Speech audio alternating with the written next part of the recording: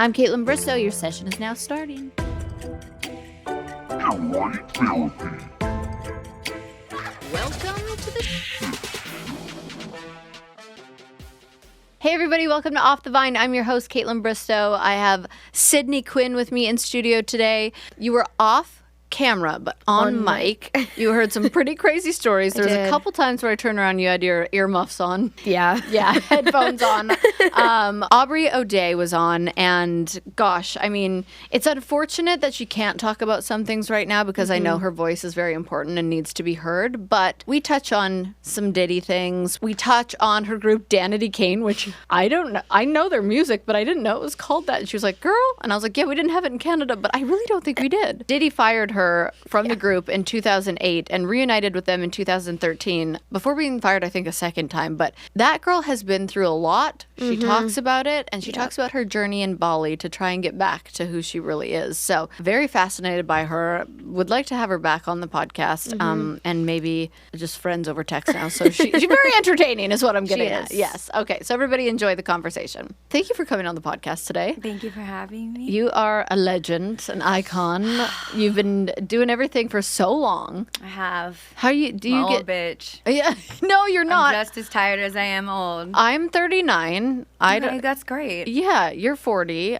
You look great, by the way. So do you. 39. You look incredible. Thank you. That's really nice. I don't feel like 40 is what we thought it was when we were 20. Look, I just heard that the Golden Girls in their day, like when they filmed, they were meant to be in their late 40s. They were like grandmas. They were like 70, I thought. Me too. Apparently they were like late 40s into 50s over the season. That's so rude that they played them like that. Well, that was just the time. 40 was grandma? Yeah, so I feel like we're now meant to think we're like the Golden Girls? We're the Golden Girls. Oh, God, I like hate and love that for us at the same time because they had great personalities, but good God. Somebody told me like the literal day they turned 40, they felt a shift in themselves for giving less.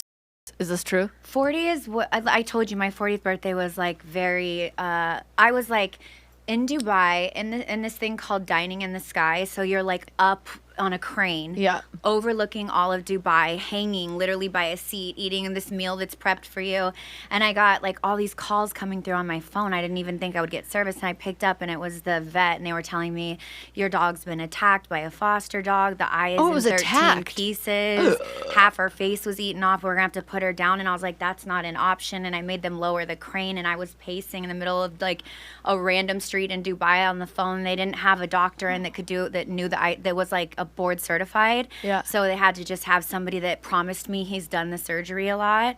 And I was like, and I had asked, like, I remember like laying back in my seat, and I was like, God, tell me this year, like in the next couple months, I'm making a bold move. I'm either going to go freeze my eggs and prepare to like either have a child alone in life or have it do it with someone, but make sure that I'm locked in and have that handled. Yeah.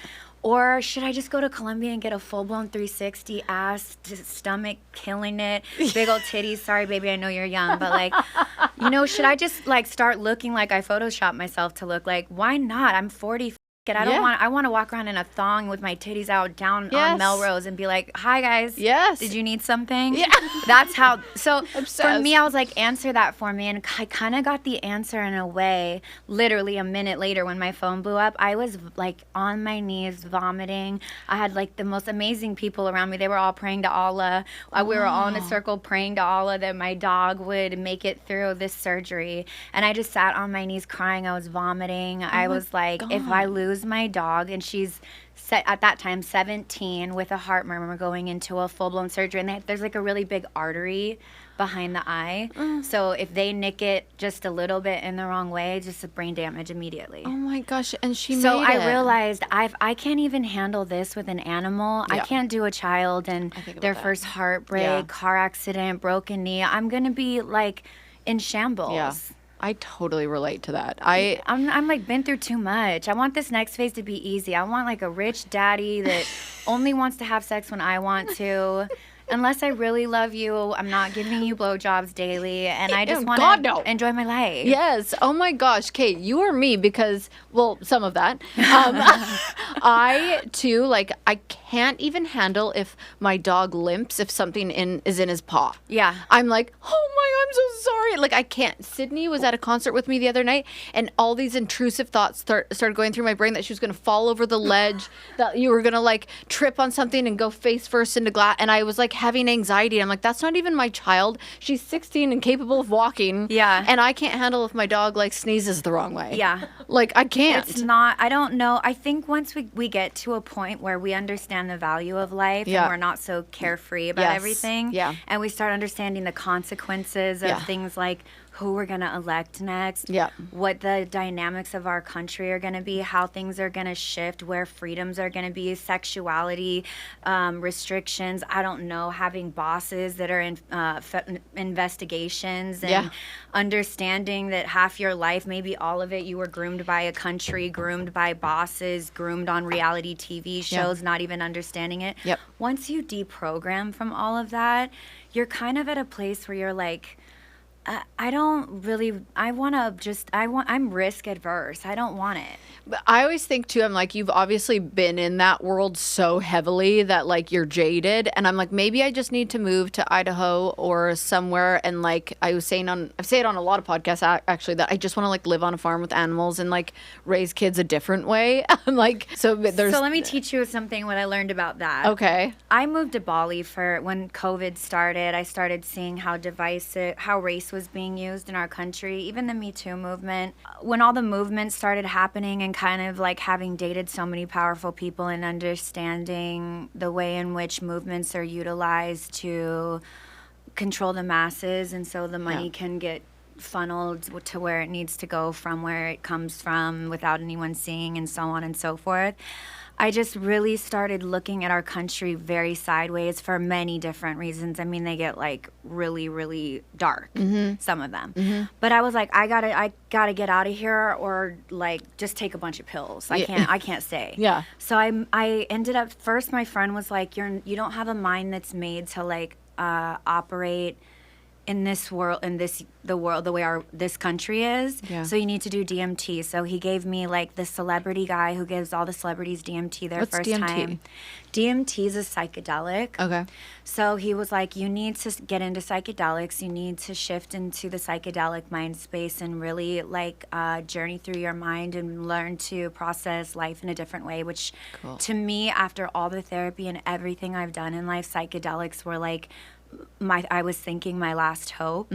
So I was on my way to like Simi Valley to the one guy that will give you DMT, celebrities DMT on the low, and take them through it, because you die immediately. Like when you die, you release DMT in your body. So it's like you die immediately, and then you kind of start to, you see, everyone sees things different, but sometimes people see people from their past or something they've manifested. I saw like vibrant colors, like a color that's deeper than like neon fluorescent. There's not a word for it. Yeah.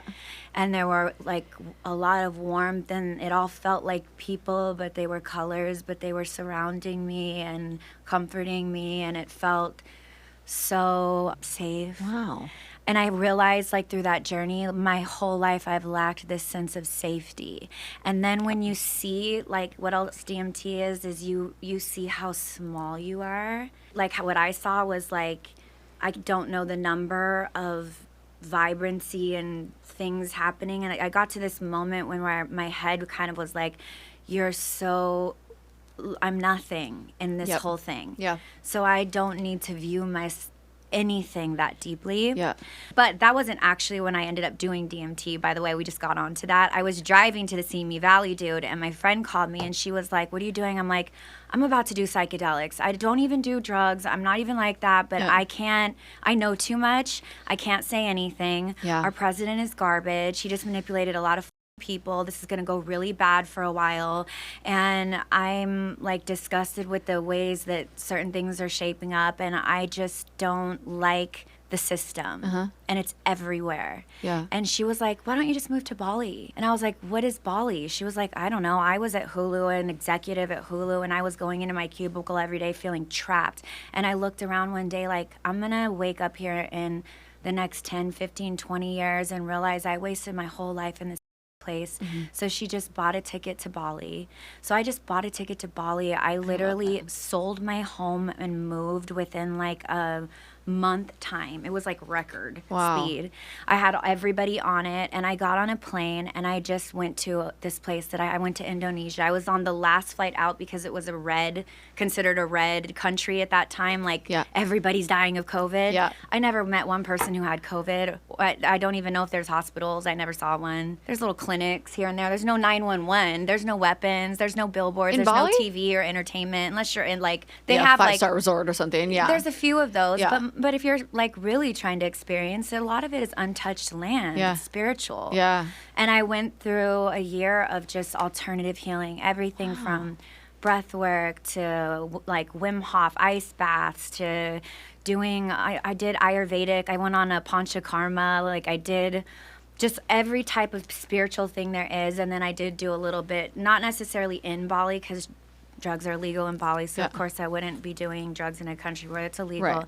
But I did a lot of psychedelics in different places where it's legal, and those were incredible. Really? Like PTSD shrooming, very high doses of shrooms. So it wasn't like to party or have fun or to microdose instead of taking antidepressants. It was literally like dropping down in a cacao ceremony with a leader on a compound that I lived on. It was a polyamorous compound for a Literally month. Sounds like exactly what I want to do. Okay. Yeah, the polyamorous part was a little weird. Every night somebody came and laid down on the table naked, and they called it the feast, and people feasted. What? It's polyamory. They all. Oh, I've never heard of that. I was like, that sounds great. What? Yeah, no. I mean, there's like a lot of people that are in open relationships and stuff. That part of it I never got with, but I had the most incredible person take me through a month of these sessions where we first got out everything I think could be resting in my organs that will cause me to be sick and die one day. Yeah. Everything that is kind of considered this like yellow gummy. If you actually look at like Indian medicine taught me a lot, and so like the way if you look at an organ, there's this like kind of yellow, almost think of it like gummy coat. Yeah. And that's coming from your adrenal glands. Yep. Anytime you're stressed out or have anxiety, it's dropping down on your organs. So like this layer of things that can start creating sicknesses in your body and your organs. And so I went through everything that has like kind of all of my, I'm a trauma-based human. Yep. Like I am so used to very traumatic things happening and needing to be the one to be calm and solve it. I am so good at that. Suppressed. It's not necessarily suppressed, but it's not a state. I'm super self-aware. Yeah. It's just, it's not a healthy state to live in for if you want to live for a long period of time. Mm-hmm. And also, it's not the most enjoyable mind state you can be in, but mind states are really hard to change, but they are in our control. Mm-hmm. Mm-hmm. But I had to go through a whole lot of shit to get to... And what year was this? 2020? It was like right when COVID started to get really ugly. Yeah, I'm not good with remembering years. Yeah. But like when I first got there, I got put with this man. He was like the jam. They have a lot of healers on the island. Yeah. My first healer, I started the process of basically just like completely detoxing your body. It requires like going from hot to cold 16 times in the morning, all these different things like tongue scraping and ways that you massage your face when you wake up. You have to wake up 2 hours above the sun. You start your morning with a little bit of yoga. I would do 2 hours of Bikram every morning. And then you go into your day. We would walk the rice terraces and all this stuff would go on. But in the very beginning, he took us on what was supposed to be like a nature hike. Yeah. So I'm like, cool, let's go on a hike. I'm totally down. So we start hiking, and it's more like steep mountain, not really this like nice hike that I was like being told about. And I started noticing as I'm going, like, I hate this. Yeah. And I started like complaining. And then I got bit, and then like there stopped being a path. There were no like areas, like you wouldn't know where to go. It was just a bunch of all kinds of different plant life and animal life there.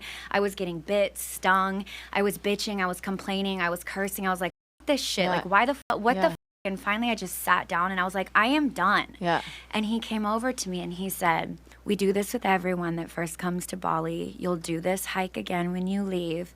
It's never about the destination. It's about the journey. This is known to be a mountain with no path. You think in life that you're given this path and that there's these formulas. Your country specifically grooms you to understand life like that as a child. I mean, we literally are talking about Golden Girls, and now we're the Golden Girls, and we're the are our kids, we're our husbands, and everything else. We don't look great in the bathing suit. We shame ourselves. We count calories. We do all the bullshit that we're taught as women to do here. And he basically like said, what did you see yourself doing? And I said, when I got frustrated, I was pissed. I was heavily emotional. I was irritated. I was cursing and being unladylike and not using my words to express myself in iconic ways, as you said in the beginning. I was being a brat, which is kind of what we are in this country. We're a bunch of brats that are really self-entitled and full of ourselves. And he was like, at the end, after you go through Bali and you experience this life, you'll see where you end up on this mountain, on this hike. And I got to like immediately from the very beginning realize, wow, when I felt like everything was turning against me, like the entire environment was turning against me, I had shit wrapped around my legs. I didn't even know what it was, if it was poisonous, if I could die. I didn't know where 911 is. There's no emergency vehicles. Like, I was all the things that you just said you were thinking through. Yeah. I mean, that's what I was doing. And once I was able to deprogram myself from all of that, I understood how to focus my attention. It's a very big thing. Throughout our day, we can have like, I think it's up to 60,000 or 80,000 thoughts in our brain. 80% of them are negative. 80% of them are repetitive. So from 60,000 to 80,000 thoughts that are both of those things all day long, there's really no 12-step program that's going to get us to be positive people that are having all great thoughts aligned. So what you have to do is focus on like first thought out the day, something empowering. For me as a woman, I like to think about something truly empowering that I'm going to do today, that I'm going to be, that I'm going to express myself as. And then when I go to bed, I think of something I'm grateful for, like just a thought of gratitude before I close my eyes. And it's amazing how the start thought of your day and the end thought of your day, how it can shape all 60 to 80,000 thoughts in between in a day. And I feel like a lot of those negative thoughts are not actually even true. They're lies. Well, like I said, 80% are negative and 80% are repetitive. Yeah. There's no truth in anything except what you believe to be true. Damn. Yeah, it's a man-made word. Every word is. We don't have to take offense to any word, or we can if we want, but words are man-made. What did they do? I go back to the origins of everything. What were we doing before words? Like, they were carving on stones, etching, like, go get the oxen, go get the lady pregnant so we can populate and eat. I mean, they were doing it by this until they learned the power of the voice. And then somebody wrote a dictionary of words and a Bible and something to believe on and so on and so forth. All of it's manufactured, though. All of it's man-made. So when you come down to anything truly bothering you, if you decide to go to its origin, you may realize how silly it is that you're allowing it to bother you. I'm going to take that and run with it very far. So I went to Bali years ago, but it was for The Bachelor, so I didn't really get to experience like that. You probably did like the sceney, like rich shit. Yes, totally. And it was like all just manipulative thoughts. Did they have you and, go like, to Bali dating. on your season? Yeah. Oh, I love that for you. Yeah, it was amazing. Yeah. But it was, again, I was being just produced the whole time. I wasn't getting to experience certain things. But how long were you in Bali? About like a year and some change. Wow. And you were working on that every day? Every day. What happened when you came back? Okay, so that's the fun part. So I felt that I got to a place where I learned to, like I said, control my thoughts. I kind of treated my energy as money, currency, and I looked at it as my wealth. And so just like you have a stack of money, if someone steals from me, if I focus on the thing that stole from me all day, that's not adding wealth to the pot. That's not putting the money back in. So as I get older and I can kind of spot the difference between people that care for me and people that care for me when it's convenient, I realize where my wealth, my energy is going to go. And so I don't put my energy into anything that depletes me. I don't put my energy into anything that takes away from the source. If you compare it to wealth, it's just very similar in the sense that you want to keep as much of it here as you can, and you want to have as much as you can garner in life. And so once I really learned to control my mind, also I ate raw. For that made a huge difference in my body. I also first time I started kind of getting close with my Bikram teacher, we went to have tea, and she was like, "You are so beautiful." And I was like, in my head, my thought was, "Oh God, what is this bitch want? She wants me to post her on Instagram or post her business or whatever." And I went through that whole little cynical thing, and then I stopped and I was like, "Girl, you are so tacky. She's not even from America. She's from Australia. She doesn't know you. She grew up in India. She doesn't give a about Danity Kane or anything you've done in your life. She was just giving you a compliment, and clearly where the problem is you can't receive it because you don't feel you are." So I just went in my room after tea, and I went and looked in the mirror, and I was staring and staring, and I'm talking about I showed up with 5 suitcases. I left with 1 handbag. I had just 1 bag of wigs, 1 bag of glam. I was going to serve looks, and I realized how stupid all of that living was fast. But I was looking in the mirror, no hair extensions, no lashes, no makeup, no nothing. And I was staring in the mirror, and I was like, wow, I have really pretty skin. Good for you. And then I was like, stop, you're don't start feeling yourself. And then I was like, no, hold on. And I was like, I have really pretty skin, and I have never said that to myself for 2 decades and more. Plus, I have never served myself a compliment that's kind. I'm always judging myself in everything I do, in every room that I'm in, and after and before. It's exhausting. And you've always been that way. I'm very studied. I like to be the A student. I like to win. I like to I'm not runner-up ever, unless Arsenio Hall had a fixed contract on Apprentice, because we all know who should have won that one. But I mean, I don't play to lose. I don't play to lose in any area. That's why I happen to have been with people all the way from Don Jr. to a Pauly D. That's so embarrassing to say that, but the other names I don't really want to drop right now. But I tend to stay attracted to people and places that are very aspirational and that are very competitive and that are very focused and determined to achieve. But it's also a very toxic, unhealthy place to stay in. I was going to ask, because I have some tendencies where I'm very competitive. I need to win. Same thing when you're like, I won't be runner-up. I'm like, me. I have those too. Going to Bali and doing these experiences and being able to look in the mirror and be like, no, you're beautiful. And were you able to integrate that all back into your life when you came back? Okay, so I thought that I was ready. I thought I was beyond ready. I kind of was getting a little bored. So I was like, it's time to go. So I came back, and I was staying with a good friend of mine for a bit, trying to figure out, do I want to buy a house? Do I want to stay, or do I want to go to a ranch and raise cattle? Now that my mind is right.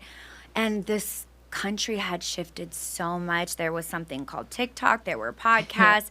I'm being asked to do this one, that one. I don't even realize how big these things are. I sit down, and it's like a Barbara Walters interview, and I'm like, what the f*** is this shit? Who is this random human sitting in front of me, and when did you make $30 million and how? I couldn't pick you out of crowd. That's what my mind was giving. And then I was not really wanting to get back into entertainment at all. I kind of was like, let me first just get used to being me before I make a job choice. And so I was so good with myself that I thought I can casually date. I could literally not date with the intention of us being the most powerful people and taking over the world like I had done every time prior. And I was a long-term relationship after relationship girl. So I started casually dating this guy, just having sex, just enjoying this energy that I was in, making music, having fun. And then on New Year's Eve, I meet a guy from The Bachelor, actually. And he comes in, he love bombs. He's like, I am literally your biggest fan. He love bombs the. He's like, am I allowed to know kissing who? up. I'll tell you, okay. Girl. I was like, we actually have a funny thing in common. So I meet this guy, and he's like love bombing me. He he looks up to me. He's watched this, he's watched that. It's blah blah blah blah blah. Like he went on and on. In the beginning, I normally would look at people like that so cheesy, I wouldn't be attracted to it. But I didn't realize that just because I had learned all these incredible things about myself and life and my journey in Bali, I didn't realize how quickly I could lose the foundation unless it was continuously practiced daily. Yep. So when I was casually dating this other guy, I wasn't realizing how much I wasn't getting. Mm-hmm. And so when he started to love bomb me and tell me deserved compliments left and right, I was like, this is incredible. Mm-hmm. And I literally experienced a love bomber that went ghost, that went was like, our kids are gonna look like this, to and it's like absent. how do you know when they're being love bombers and when they're just genuine? I don't know. I've never had a love bomber until this guy, and he was in bed talking about his father's struggles, his mom, his dad. I mean, I know the whole entire life. Yeah. All we did was talk. All he did was love bomb our kids, this family, this, that. And my girlfriend, who's like loves you, like watches everything Bachelor, she's like, he was just on the guy from New Year's. He was kissing your ass, kissing everybody. He was kissing all my friends' asses. He brought a few of those Bachelor guys over. Mm-hmm. She was like, he's on Love in Paradise, and he like was the guy that looked like the most amazing guy ever all Josh season. Murray? No, but I did famously sing with Josh Murray. If you want some Josh Murray stories, bitch, I got them. He's never liked me. Oh, really? Yeah. I don't have any problems with him, but I could tell you some funny shit on him. No, the guy, here, I have to show you his face because I don't remember his name. That's literally how bad this is. But, was it, this Robbie? Guy. What? Him. And I heard he did the same thing to the girl on Paradise, that he fell in love with her, and at the end they were the couple to beat on Paradise this season. And then she's come forward. She's like, I just read an Us Weekly article that he was cheating on her the whole time and lying. Yes. And I was like, yep, total asshole. God, I could have told What's the his whole name world. again? I don't know his name. That's what I was just saying. Oh my gosh! Yes, Yeah. I heard he was just terrible. Who was he with? My friend was obsessed with the girl he was with. Loved her. She was the most beautiful girl, and I was like, I feel so bad for her. It's not going to end well. He wasn't a healthy I feel like it started with an A. And she was like, no, they're really in love. And I was like, girl, just wait. And then she hit me, and she was like, she just did a whole exclusive. He played her. He was cheating with multiple people. And I was like, yeah, he's in no place to. Dang. I don't listen. I don't want to put anything on the man, but I don't feel he's in any place to have healthy relationships, or I don't think he's learned enough about himself. Aven. There you go. Aven, and then Kylie. Oh my gosh, he did that to you? Yeah, so I got totally and then I realized I allowed this because this person was giving me so little, and I had no idea that it was affecting me until somebody came and love bombed me, and I realized how good it was to be like acknowledged and seen. Yeah, of course. And that all of that chaos, I stopped and I was like, okay, we have to learn how to be you in America and see if we could just do that. Yeah. So I've been trying to do that ever since. I haven't dated. I've just been observing the culture and deciding right now. I mean, let me tell you, my life took a big shift at the end of last year when Cassie dropped her lawsuit. Yeah. All of our lives changed forever. I mean, they changed forever back then at the time as well. And I wasn't even processing that trauma in Bali. I was processing like other things. So wait, that was the making the band. Yeah. That's what that was from? Is that what you're talking about? Making the band, yeah. So, and is that where you got your start? Yep. And that was P. Diddy's show. Mm-hmm. So it wasn't his show, but he was the star of it, yeah. Well, I was the star of it. He was my co-star. Yeah. Yeah. And so you have or have not been able to process everything that happened? Oh, nowhere near processing. It's all still very ongoing. Everything is. It's very chaotic. It's very emotional. It's very stressful.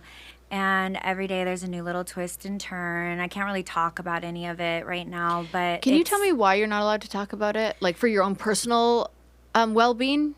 No. Legally. I would love, personally, to run my mouth heavy right now. Excuse me, I do earmuffs. Oh, she's totally, got them on. She's got earmuffs Just on. kidding. You're good. You're good.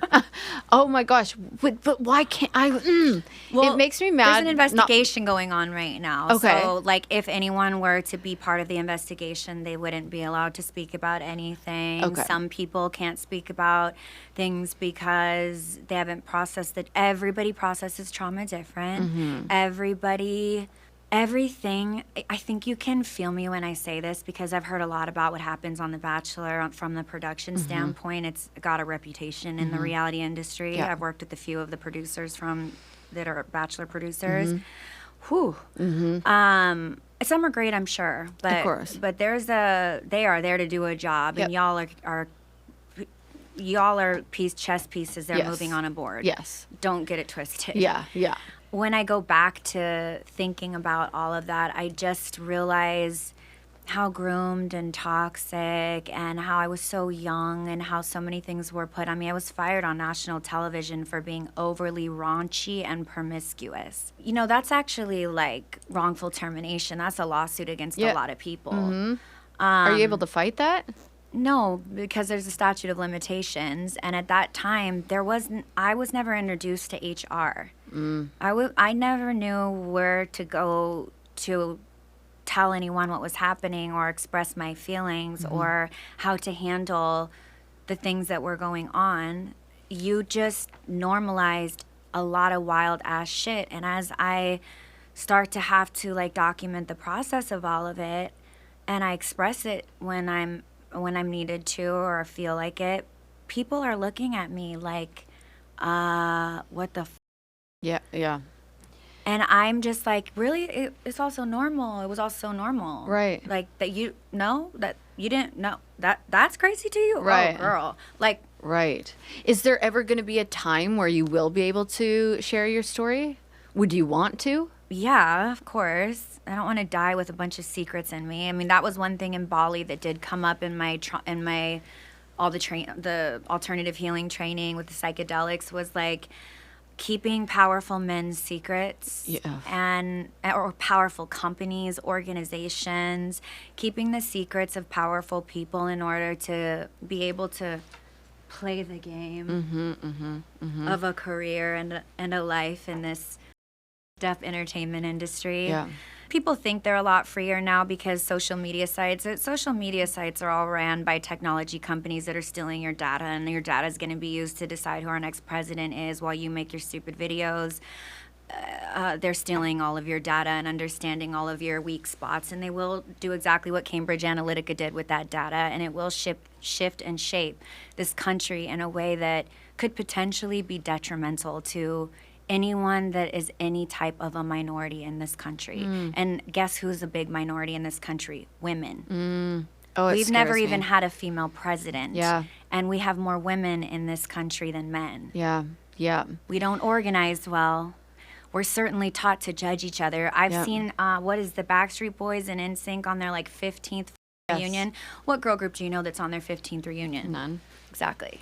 What girl group do you know that comes back together even maybe sometimes for a tiny little check, but they really couldn't even get it together past that one little time and that one little performance?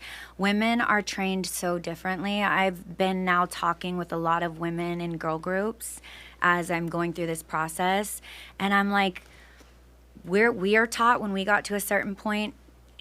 My friend personally was taught, okay, now you need to date one of the boy band guys. So she auditioned with the biggest members of those boy bands for like a girlfriend role because that's the next way to gain more access to popularity and celebrity.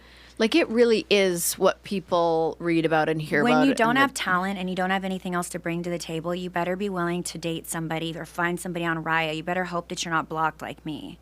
Are you blocked? Oh yeah, bitch. Whoever runs Raya, you. Really? Yeah, but thank you though too, because if it's run by people like you, I don't want it. So, and Danity Kane was the band name? Yeah. Okay.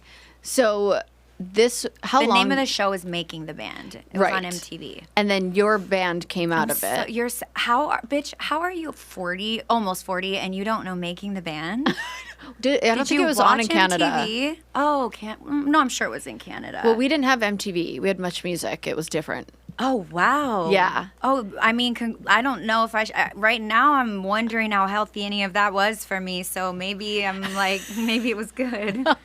Okay, I'm all about those little micro shifts, little changes that make a big difference over time, especially when it comes to skincare.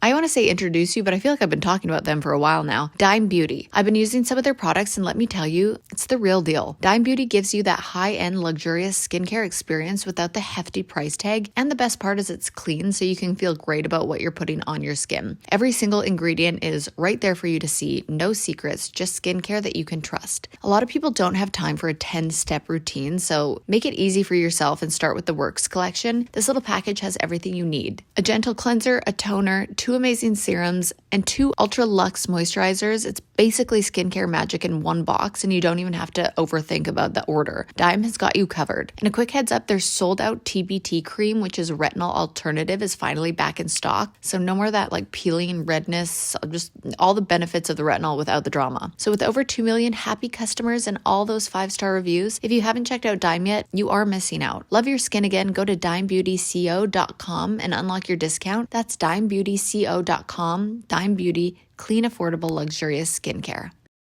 Okay, are you ready to bring the thrill of Vegas right to your fingertips? Now let me introduce you to your new favorite online gaming spot, Love to Play. Whether you're chilling at home, on the go, even sneaking in some fun during work break, we've all been there. Love to Play has got you covered with all their classic slots, jackpots, bingo, keno, and even scratch cards. Now imagine themed slot games that whisk you away to magical worlds or that authentic Vegas vibe, you name it, they've got it. But here's the best part. Love to Play isn't just about gaming, it's about community as well. You're going to join a lively, inclusive crew where you can make new friends, share the excitement, and maybe even score some massive wins together. And with exclusive bonuses, daily giveaways, and weekly contests, there's always something to look forward to. So why wait? Turn your downtime into fun time. Head over to LOVE2, play, PLAY.com and claim your 50 free spins. You heard that right, 50 free spins, and just for being one of the first 500 users with the promo code VINE on your first deposit. Don't miss out. This could be your biggest payday yet. So tell your friends, your family, and don't miss out on your biggest payday yet. The adventure awaits at Love to Play, where you can find excitement in every day. What was your big song? Damaged. Wait, I'm so damaged. Mm-hmm. That's you guys? Mm-hmm. Holy shit. Okay, so in Canada, we were on the top 30. Okay, Damaged reached the top 30 on the Canadian Hot 100. Oh my God, what a crazy realization now. Yeah, we were we actually have platinum albums. We didn't get paid for any of it, but. What? Yeah. I heard nightmares about the music industry. Who else was in that band that I would know? Oh, girl, that's a loaded question for my soul right now to answer. Oh, well, kindly. then don't. Yeah. Then don't. Yeah. I wouldn't know. That's great. Yeah. I wish I could be like you. Let's move on. Okay, we're moving on. I want to talk about your advocacy for women in the entertainment industry, because I know you're passionate about it. But can you elaborate kind of on, you kind of did a bit, but more on how girl bands were treated differently than boy bands? Yeah, women are groomed to... It's kind of just women in our culture in general. We're groomed to find the man and be the trophy. Yeah. And there's a timeline that you're hot, and once you're past a certain age, you're not. Yeah. And you have a very tight window to find Mr. Right and do everything perfect, and then you're a golden girl. Mm-hmm. Yeah. That's basically kind of how girl groups are, in the sense, but because we were signed to Bad Boy, do you know Bad Boy? The label, Yes. Has some of the most infamous rappers and R&B artists, Biggie. Yep. Okay, so Lil' Kim. Yep. Okay, so you have all those people that were built at Bad Boy, and it's they built Bad Boy. Okay. On their backs, they built that. Mace, everybody over there.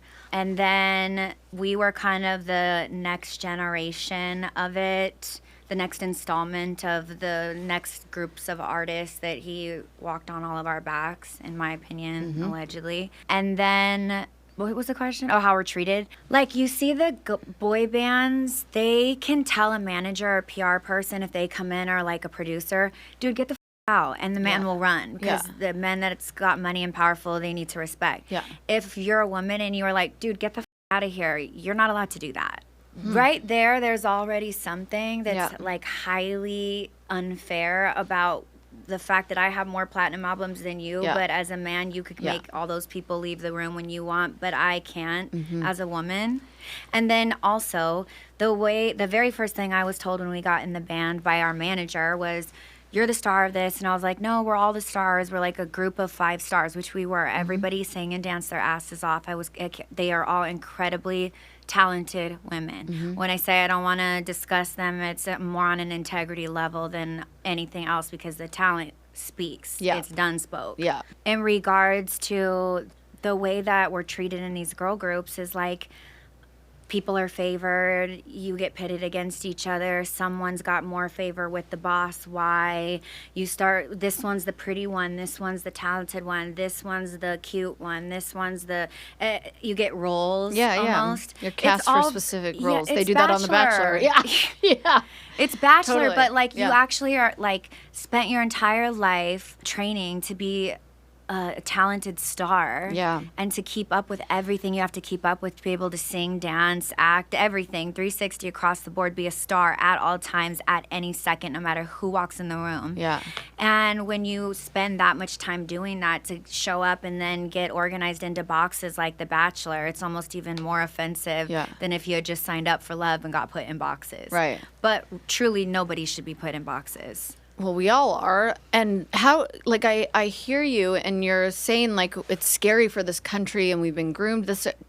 Is there any hope? Is there, like, something, like, what could we all do to be getting ourselves out of this? Kaitlyn, these questions are so loaded. Let me tell you a little what you just brought me back to. Recently at Coachella, my OnlyFans agency hosts these huge events, my creator company. And one of the creators, like all the creators were asking me about Diddy and having discussions. All the biggest TikTokers, YouTubers, these people have got multi-million fans. They're all the biggest people. I don't know who any of them are. I give a f- One of them came into my room after I just wanted to hear what they thought about him, if they even knew who he was, because they're the new generation of voice. She came in my room and sat on my bed, and she's like, I know, like, a lot of them don't even know you, but I've followed you because my mom was obsessed with you, and I've followed everything you've said up to this point and how vocal you've been, and it's so inspiring, and I want to ask you something with no one, like, watching, so you could tell me the truth.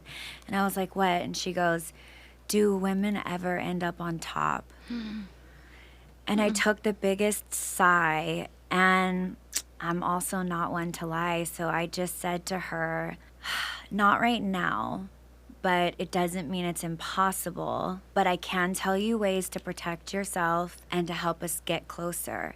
And what that is what I would tell any young female right now, especially entering any type of entertainment job, influencer, whatever they call it. Take copious amounts of receipts of everyone you work for, corporation on down to your lead producer. Catch as much of it as you can in writing, in producible evidence. Document everything as you're going through it, and so you can tell your story thoroughly, and make sure that you have everything straight, and so that when the day comes to hold somebody accountable, you have proof that can hold the system accountable.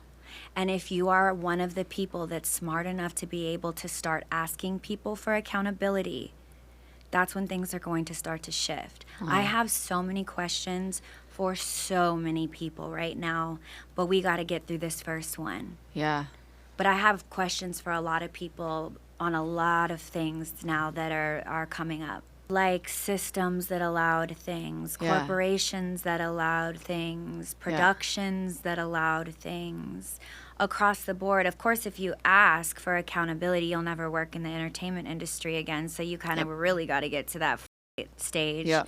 But the people think that they're so informed, and sadly, they still watch The Bachelor and think that any amount of that is majority real. I know you probably still have to show up to the little shindigs, so you probably can't say. Well, I actually do speak. I liked you because I saw you come forward and say, we were hosting. I had tuned in at a point when you were hosting. and then you found out that you weren't the host anymore, and they put some like football guy in. And I was like, I loved watching the girls. I would rather the girls ask the girls how they're feeling right now, because women can say real shit to women. What is this football guy gonna know about talking to a woman about her vulnerability? And then when you came forward and told the world, I actually found out with y'all. I think that was disappointing. I was like, she's speaking truth to power. I love her. And I slid in your DMs. Did you see that? Yes. I think I wrote you back. Yeah, you did. Yeah. No, I remember, because I have learned actually that some of these powerful men, the higher ups, the runners of this whole show, sometimes Who's the production company on Bachelor? NZK. Okay. But the man who started it, who's now fired, and I can't believe he got fired from his own show because they did some investigations. Who? Mike Fleiss. Mike Fleiss. What else did he do? He was the creator of The Bachelor. That's all I know he did. Were there other people? I feel like I know some different names that... Oh, yeah, there's lots. But he was like the main creator. Okay. And What was the weird shit that he did? Like he did not want me to be the Bachelorette. He wanted like an all-American sweetheart. He did not want a girl who had tattoos and swore and spoke her mind. They call it when I was on Celebrity Apprentice, I had 2 female producers. First time in my career that I realized how stupid all of it is. I saw two badass females running that production. And of course the person who took over the world with that show, Mark Burnett, is supposedly an icon, supposed to be, right? I know too much shit on him to say that now. But the 2 females running it came up to me midway, pulled me aside, and they're like, you're the youngest contestant we've had. You're running circles around everyone. You're such a star. You're killing it. But Trump does not think you're pretty. She's like, you need to understand, we play to the NASCAR audience. And I said, what is the NASCAR audience? That all-American type of gal. You need to stop doing these creative hairstyles and these... I was like, these are like iconic fashion moments that I'm serving. I had like the biggest hair guy that people like, that does everybody now. He was the one doing my hair and glamming me on set. And they were like, just... push your tits up in a tight dress and part your hair down the center, and you'll be fine, because he's literally going to take you out because he thinks they need to keep a pretty girl in longer, and he just doesn't feel you're pretty. And literally the day that I did what they told me to do and went into the boardroom again, I remember Trump looking at me and being like, you're like the Mona Lisa, like it's like from far away. It was like I've never seen you, or I don't know what the Mona Lisa reference was, but he said something like that, and he's like, and now look at you, you're like hot and look like this or that or whatever. He made some commentary, and I thought to myself, this is all just so epically tragic. And like disgust, like that makes me feel like the feelings of disgust. It's very Bachelor. It's why I never watched your show, unfortunately, because I was like, this is too NASCAR for me. I can't. I grew up in something complete. I grew up at Bad Boy with MTV following, but the Bad Boy was more of what I experienced at a young age side of it. Bachelor is just a little bit too phony, I thought. But when I started watching it, there's this great dream that's being sold that is all American. And I've almost seen them start to shift into the girlies like you, with that one girl who was like, she ended up doing really well. The one that was like, I'm not the perfect girl, or he said, you're a little flawed.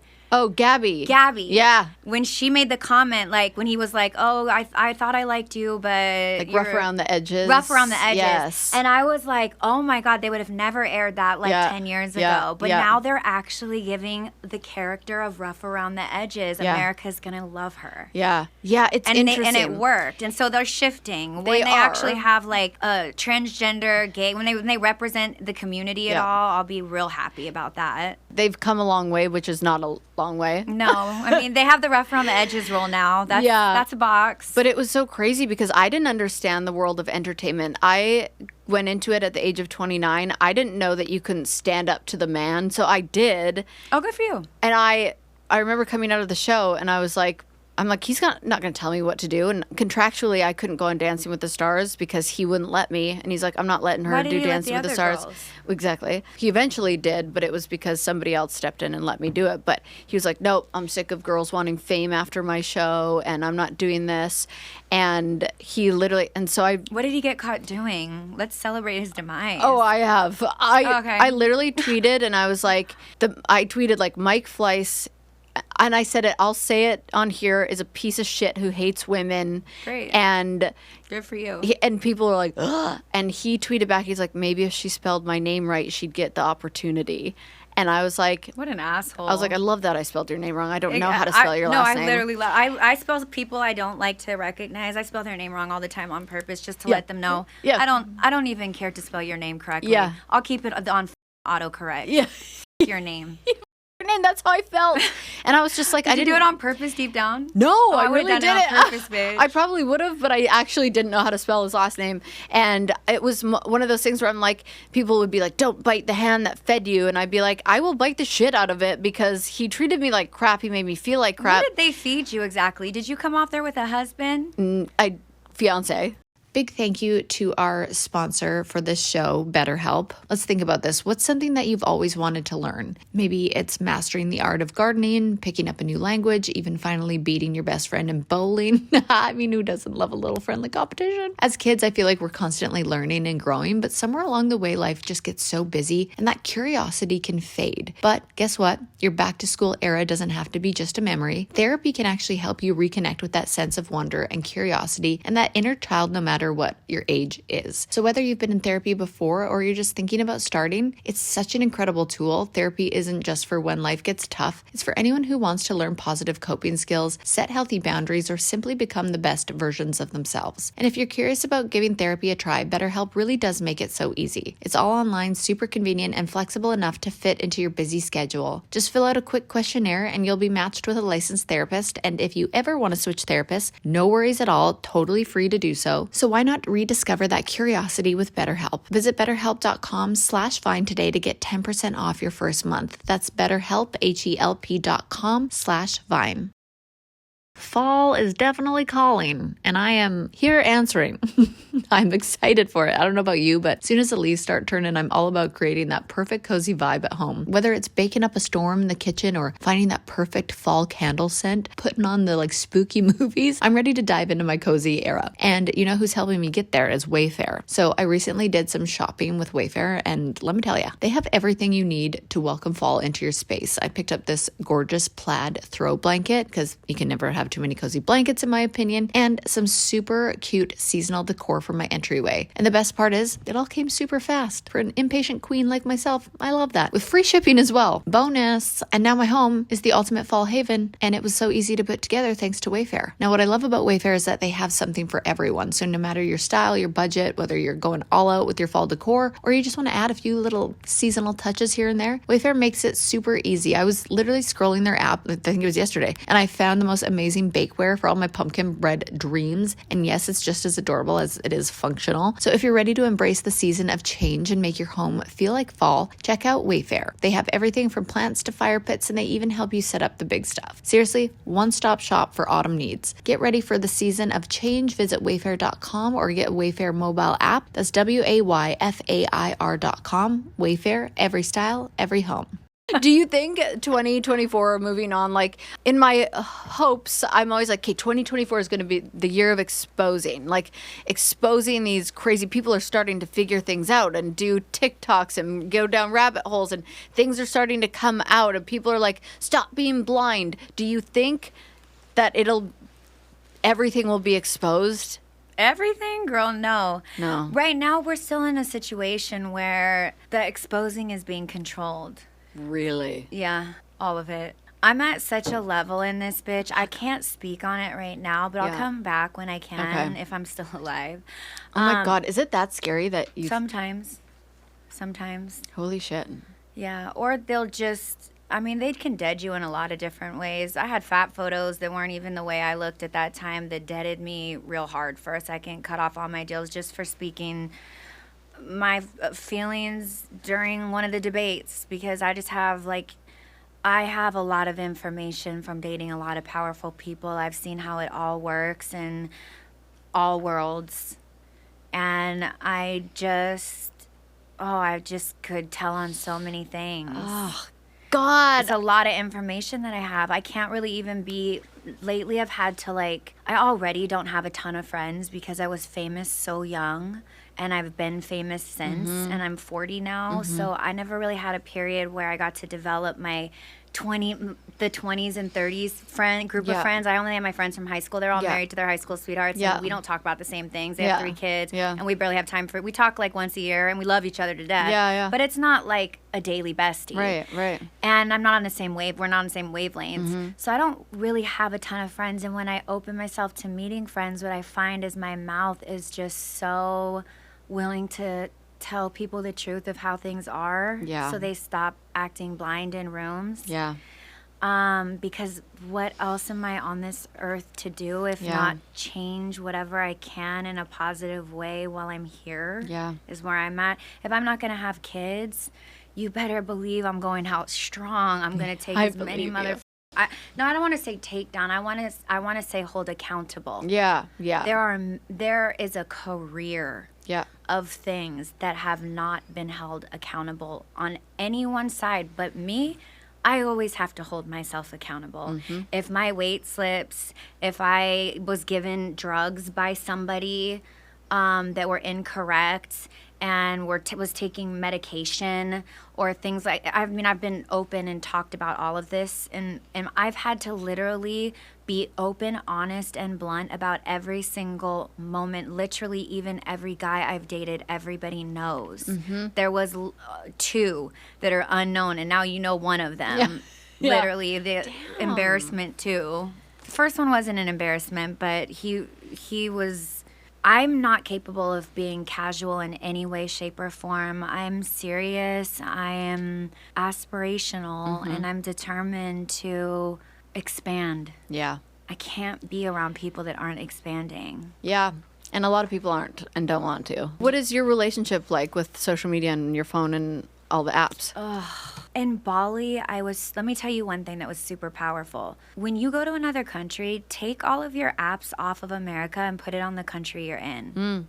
I didn't even know you could do that. I didn't either. When I moved to Bali, I literally saw an opportunity to switch my Twitter over to Indonesia, everything over. I didn't see anything that wasn't related to Indonesia anymore. I need to get out of here. I need to go to Bali. Let me tell you, it's not an answer. That's where we started this conversation, that I'll just go on a farm with horses and all of that. I did it. I went to the peaceful place with happy humans that are thoughtful and kind, and everybody is not on you don't go on your phone. There's no reason to. Because everybody's communicating and having open conversations about vulnerable things, and they're holding space for each other, and they touch their heart and they touch yours, and they tell you that they've just heard what you've said and that they're truly inspired by your journey. They leave room for people. It's incredible. But also, if the world were a casino, that's like the slot machines, and this country is like the roulette? The roulette table, whatever. The biggest crabs. The big tournament. You're not gonna. There's so many people over there. There's so many open mic nights, poets, people that are talking about change, how their countries are, how that's why we unite here. We're all these rebels from our own countries that are fighting against the system and don't want to be controlled by our governments anymore. And I'd be in these rooms with all these people, and I'd be so inspired. I'd be just digesting it rapid speeds. And then on my walks home, I'd be like, these motherfuckers aren't ever going to be able to change anything though, because they're hiding out in a place that can't have enough influence over this world and the major players in it. So really all I'm doing is gassing myself up with a bunch of people that aren't brave enough to speak truth to power. What was the loser's name that we don't know how to spell? Oh, Mike Fleiss. Mike Fleiss? Yeah. Speaking truth to people like that starts to shift things. Is he still in his job? Mike Fleiss isn't telling women that they can't have opportunities because he's sick of them getting famous off of him or any bullshit like that, or cutting opportunities for women that are aspirational and wanting to make a place for the type of woman they are in this very box system. All those people need to be called out publicly. It just sucks because you will lose opportunities when you do that. I'm sure you did. Yeah. Yeah. I lost out on so much. I mean, they didn't invite me back for 5 years to the show, and like I got cut off from so many things. Yeah. Yeah. I just think you're so cool, and I don't even know those other people. Wow. Well, I really believe that I was just like, I didn't care. I really didn't care. That's the Canadian in you. You came over here and had Canadian balls, and you gotta be careful with all that, bitch. We don't do that Canadian shit in America. Y'all smoke a little too much weed and enjoy your nights out. We don't do that over here. We take ourselves real seriously. I can't. It's literally like not in my DNA to take everything so serious. Like that's why I think I like listening about politics and hearing things, but I'm just like, I wish I had more knowledge. I wish I paid attention more. Because I do think it's important. It's just that it does something to me mentally where it doesn't put me in a good place. Yeah, because everything is fear-based. The news is very, like, it attracts you because it's playing on your fears. Yeah. And so you're constantly addicted to, like you were saying, I'm seeing that this could happen, that could happen, that could happen. My brain's jumping and jumping and jumping. Yeah. It's all bait. Yeah. All the systems really bait people in incorrect ways, and so then you become traumatized by it and you don't look, but then you end up just doing what the popular movement is at the time, and you believe that these movements are started by like the people that are truly brave enough to come change the system. It's all a big Ozzy, smoke and mirrors. Oh, I hate it. What is it? Yeah. That's yeah. That's the industry. Oh, God. Basically, if we had some cocaine, we'd be even more fun right now. We could do the coke and the song together, but like they did. Not that we do coke over here, because I know it's not okay, but. Well, thank you. I honestly, this conversation, I could listen to you personally talk for a very long time. Thanks. Yeah, you too. This has been fun. This one's cool. Really? Okay. Woof. Yeah, you did good. No, thank you. You're super real, super blunt, super honest, super you. I don't feel seeking fame from you. I don't feel any type of like malintent. And I feel like you're a good reader of energy and. Oh, yeah. Yeah. Okay. Yeah. Because I see. I wouldn't give you the compliment if I didn't think it. I would just smile and leave. I'd probably talk shit behind your back to people. See, I love your realness and honesty, too. I'm like, yes. I'm Kaitlyn Bristowe. Your session is now ending. And if I'm being honest, I wouldn't mind a rating and review.